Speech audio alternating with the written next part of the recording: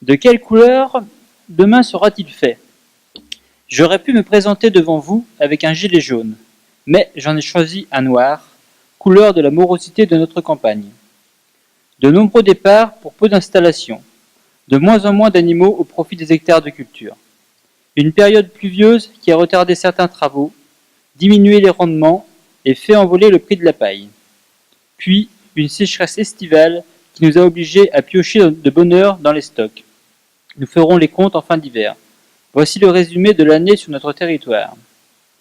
Le renouvellement des générations est un sujet majeur, mais vu les cours actuels dans de nombreuses productions et face au poids des charges, comment voulez-vous vivre dignement de notre métier et installer notre relève? J'en appelle à notre ministre de l'Agriculture. Vous qui vouliez cette fonction, à vous de nous démontrer votre talent et de marcher de l'avant, et non pas de travers comme votre prédécesseur. Aux actes. Nous attendons avec impatience la mise en place des ordonnances Egalim pour fixer un seuil de revente à perte de nos produits par les grandes surfaces. Celle-ci voit-elle le vent tourner? Depuis quelques semaines, elle multiplie les publicités et clame haut et fort qu'elles veulent redonner du pouvoir d'achat aux consommateurs tout en rémunérant mieux les producteurs. De bien belles promesses, mais nous ne sommes pas dupes. Pendant que vous y êtes, avant les élections européennes qui arrivent, jetez un œil, le bon de préférence, sur la distorsion de concurrence avec les autres pays de l'Union.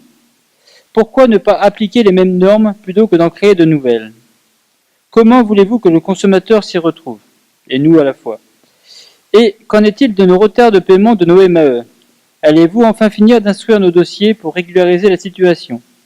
Certaines exploitations de notre secteur l'attendent avec impatience, mais surtout leur trésorerie.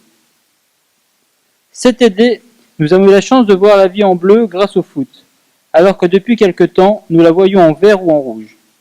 Une minorité d'individus essaie de mettre le chaos dans nos filières, se permettent de s'introduire dans nos élevages, de détériorer certaines boucheries au nom de l'agribashing, sans parler du tapage médiatique sur les réseaux sociaux.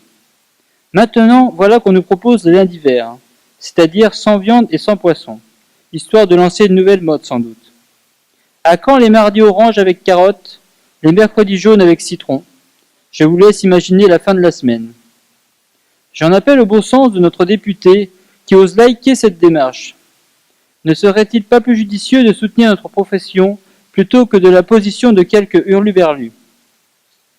À la demande des communes, j'en profite pour remercier les bénévoles pour leur implication lors du passage du Tour de France et du marché de producteurs de Moutier-les-Maufais. Suite aux remarques de certains de mes collègues, je rajouterai un bémol quant au comportement de nos élus locaux. En effet, bien heureux de nous trouver pour certaines animations, nous aimerions que les distances de sécurité soient respectées, particulièrement lors de feux d'artifice, afin de ne pas nuire aux animaux de nos élevages.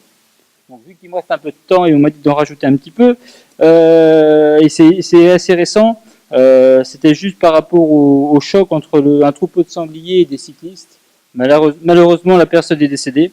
Donc, s'il fallait un mort de plus pour que l'administration bouge, voilà. Donc, c'est fait. Donc, à vous de jouer. Et puis, je vais finir par un proverbe. Donc, sans bétail, on ne fait rien qui vaille. On n'a ni grain, ni foin, ni paille. Merci.